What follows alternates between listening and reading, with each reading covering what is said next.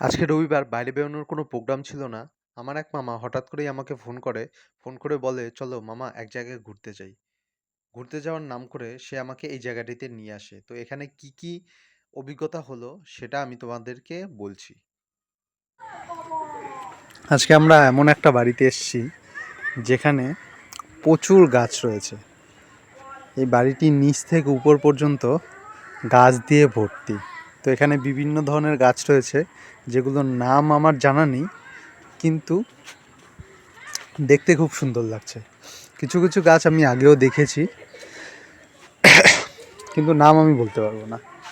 তো এই ছোট্ট একটা ভিডিও করা, দেখানোর উদ্দেশ্য হচ্ছে একটা মানুষ কিভাবে এতগুলো গাছ নিজের বাড়িতে রাখতে পারে আর সেগুলোর কিভাবে যত্ন করতে পারে।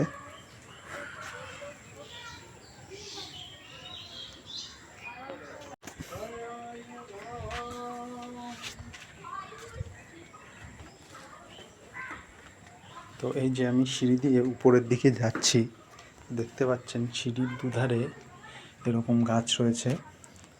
সামনে এরকম দেখুন বোতলের মধ্যেও গাছ, সাইডেও গাছ, এখানেও গাছ।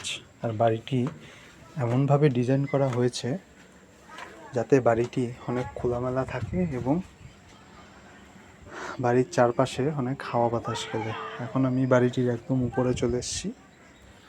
এদিকে হয়তো আর উপরে যাওয়ার জায়গা নেই।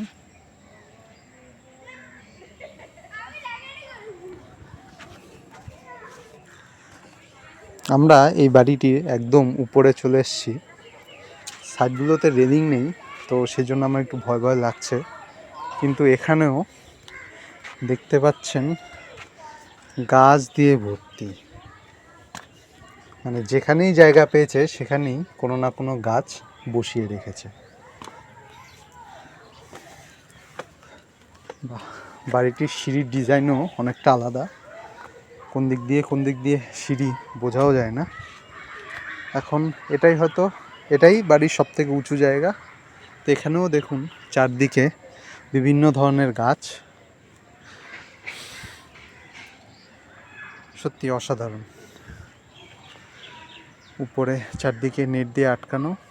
আর এই সাইডগুলোতে একটু ভয়ই লাগে কোনার দিকটায় যেতে, যে পড়ে গেলে তো হাত পা ভেঙে যাবে, এটা নিশ্চিত। দেখুন লাইটিংয়ের ব্যবস্থাও রয়েছে, এই যে। তো অন্ধকার হয়ে গেলে রাত্রেবেলা এখানে লাইটও নিশ্চয়ই জ্বলে। এখানে আরেকটি অংশ তোমরা দেখো, এই যে ছোট ছোট কত ধরনের গাছ রয়েছে। গাছগুলোর নাম আমি জানি না, এর জন্য আমি বলতে পারছি না। দেখো, মানে যেখানে ফাঁকা জায়গা পেয়েছে সেখানে গাছ লাগানো হয়েছে।